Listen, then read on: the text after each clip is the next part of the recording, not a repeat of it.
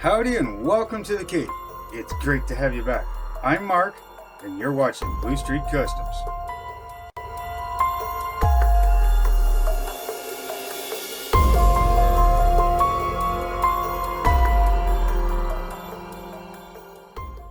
Howdy and welcome back.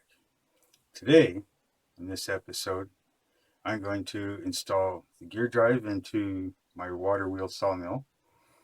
I'll also be installing one, maybe possibly both of the side roofs. And depending on how much time I have left, maybe I'll start the siding on the end. Stay tuned. We'll get right to it. Here we have the end of this. It still needs the siding. I've got all of this done so far. Last episode we did this side. Today, what I want to try and do is to put this gear drive in. Now this is going inside here like I showed last time. So that will sit in there, just like that. And when it's sitting in the right spot, it'll stick out the side. And on that, I have this shaft that will go on there. My water wheel will attach to that, so it'll spin. But before I can do that, I need to get this all glued in. Glue of choice is going to be the hot glue. So we're going to use hot glue gun today. It does get hot, don't touch. So first thing I'm going to do is glue these wires down inside here so that they don't wiggle around or get pulled on, get pulled off of the motor. Inside here, because once it's glued down and that roof is on, it's not going to be the easiest to get to. Now the wires are going to come out the bottom. This is just a relief cut for the bottom here. As you can see, it sticks up. The wires will come through here. There is going to be a foundation on here, so the foundation will be up about 2 to 3 inches. And then later when I install this building on my land, I'll be able to run my wires and put a switch somewhere and a battery, different things like that. Now on the other side, I will have to drill a hole in here for the other side, which will have a shaft that comes out and will operate the saw blade in the sawmill portion of it. That I'll be using a old jigsaw blade. I'll show you that once we get to that point. So for now, let's check to see if this is warm enough. And it is. Like I said, I'm just going to glue this down. It's not going to take a whole lot. Just enough to keep the wires from being pulled on. All you need, just a little bit in the bottom. Give it a little bit more on top here. Make sure it's sealed in there. I'll probably even put a little bit right here. A little bit down in here. And a little bit right here. That's it. That's all it needs. Down inside here, I don't know if you can see it, but I've marked off some lines roughly where that is going to sit. I'm going to do my best to get hot glue in there.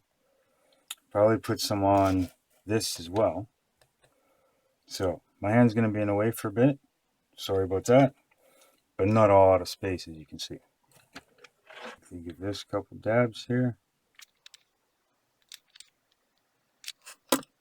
And get this in there before it cools too much.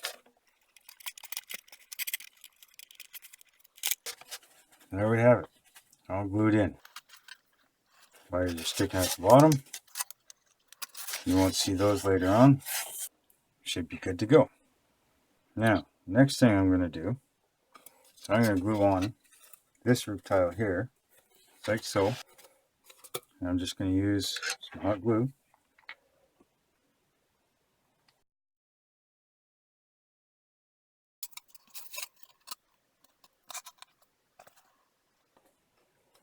Now on here, afterwards, I am going to be putting a fascia board all along on here too, and as well as the top one all the way around. So I'll have fascia all along here. Same thing on this side, and of course all on this piece to clean it up real nice.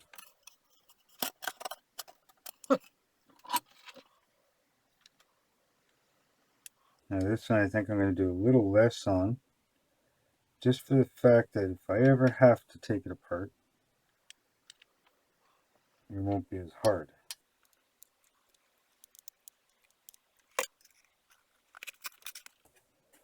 Now it'd be nice to have a low temperature hot glue gun. This styrofoam, it's a foam core board that you get from the dollar store. I'm sure you can get it from Michael's and stuff too, but it's way cheaper at your local dollar store. It does have a tendency to melt if your hot glue is too hot. Now I did take all the paper off of this, so if it still had the paper on it, it'd probably be just fine. But with no paper on it, it does have a tendency to melt a bit. And there we have it. Both roofs are on. So I guess the next thing we can do is start the siding on this here. And again, you've seen me do many of the others. So I'll put a link in the description on where I got the balsa wood corners. The siding boards itself, once again, came from the dollar store. They're just cheap coffee stir sticks. You probably won't get to any of the roof tiles today, but those will probably be last anyways, because I'll want to do the siding on the sides of the building itself. Give me a few minutes, I'll get everything out I need, and I'll be right back. Now, just for the people that are joining, haven't watched any of my previous videos, which you should probably go do. It'll catch you up to where I'm at right now. But all I use are these coffee sticks for the siding, and I trim them off on either end because they're rounded. And I'm not going to show you the whole thing. I'm not going to bore you guys with it. There's no need with that. All I do, a pair of side cutters, trim off the ends. Simple as that. Then when I use them, again, use the side cutters, cut my length, and sand them off so they're smooth. And away we go. Now for the people that haven't seen any of this yet, I haven't made a video about making these because I was making these before I started my YouTube channel. But these windows are completely hand built. Now all I used to make them was popsicle sticks, cut them to the size I wanted, glued the frames together. Then I took coffee stir sticks and I cut them in half. So they're half the size now. Okay. And then from there, I cut these up to make all my window frames, or my window sash frames, and my mutton bars. Now for the windows themselves, I used stuff out of old flat screen TVs. This is the diffuser sheets. One side is shiny, one side is matte. I cut them up to fit around the windows so that I can put them in, shiny side out or matte side out, depending on which way you want them. But I wanted the shiny side out. Just glued them on top, and away we went. Maybe one day in a different diorama, I might have to build some more. I'll videotape it then, And of course, post it with that diorama. So aside from that, I have my balsa sticks here. They're just 5mm by 5mm balsa wood.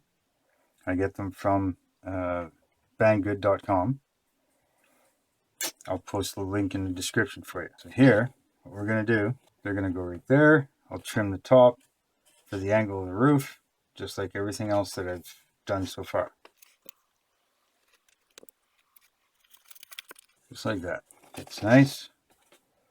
I'll make 2 of them. Like I said before, this balsa wood cuts so nice. Sharper your knife is, the better though. Now we'll mark out for the length. Now I do have something coming for the corners. There is a purpose for me doing it this way. They just haven't shown up yet. It should be any time now. And what I'm going to end up doing is, it's a bigger chunk of balsa wood. I'm going to put it right in the corner. They're 10 by 10, so it'll actually stick out by 5mm on both sides. So it'll give it a little more style, more of a support beam type thing. Trying to go for kind of like the old barn styles. These here would be just a trim piece. I think it's time to sharpen the blade. Now, with these Olfa blades, I don't know if you can get them, but there are different styles of these types of blades. This is just a brand name, Olfa. These blades actually have grooves slightly cut into them. And what's nice is when it gets a little too dull, line it up on your edge, lock it in, put the cut side down, put a finger on it so it doesn't go flying everywhere, not on the blade, on the back side, and kind of bend upwards, and it breaks right off. Just like that. Now you have a nice new sharp point. These are great tools. We use them all the time in construction. Pretty much anything we do. It's Olfa blade, hands down. Not a sponsored video by them. Would be nice because I go through a lot of those blades. But until that day happens, I buy them out of my pocket. Grab our glue. Just using tacky glue from the dollar store. It's a little thicker, dries a little quicker than just your PVA glue, which again I get from the dollar store. They're cheap, see, $1.50, not a big deal. But this dries a little quicker. This way things stay in place a little easier. Now, hopefully one day soon, I'm going to be getting another camera. My tripods are on order, so I should be able to set up video a little easier. But for now, sorry for having a hard time getting something as big as this in view, where I can see it and you can see it. So hopefully bear with me, and hopefully very soon I can get the camera, and my tripods are coming. At least the tripod, one of them has a phone holder, because that's what I use, is an old phone. So I should be able to set that up a little easier so you guys can get better shots. One there. One there. There we go. There. 2 corners on. Now what I'm going to do is I'm going to glue in the other 2 windows. And I know you've seen me do that before. Let's do one real quick here, in case you haven't seen it. I just run glue around the edge, all the way around. Give it a light smear. And again, sorry if I'm not completely in camera view. Something this size is a little tough to kind of keep it in the view all the time, but I try my best. This is my number 7 window. I need number 8. There we go. Now that I put the roof on, it's a little harder to check to make sure they're flush on the inside. So I'll set this one. Next one's going to be a little tougher because I can't reach in there. I'll use this one as a depth gauge.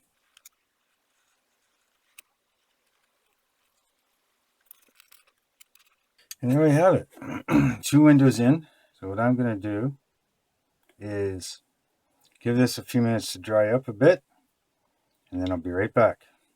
Alright, now that it's dried up quite a bit, still not completely dry, we can start on siding.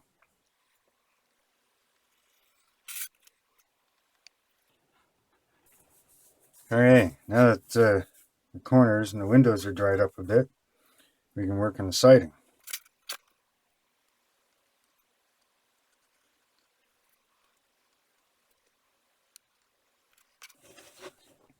Hey, sorry about that. Phone died. Anyways, put a couple pins in. The humidity around here is playing havoc with these sticks, curling them and curving them and twisting them and everything. So anyways, I got them pinned down for now to completely dry. Onward. If you ever need to, yeah, you gotta get some sort of push pins. T-pins work nice. You can find them in the sewing sections. A little hard to use on these sticks because these are quite tough, but they will work for a lot of other stuff. Work really good on balsa wood or pinning styrofoam together.